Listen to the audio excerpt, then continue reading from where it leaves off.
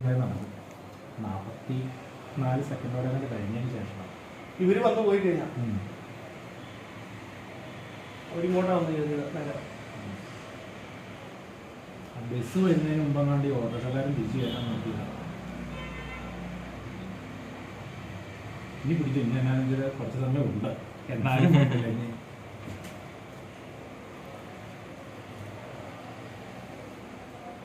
ഇന്ത്യയിൽ വരുന്ന ഓട്ടോ അതുമല്ല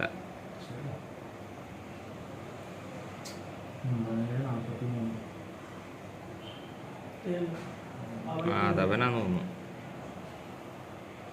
അത് അതേ തന്നെ തോന്നുന്നു.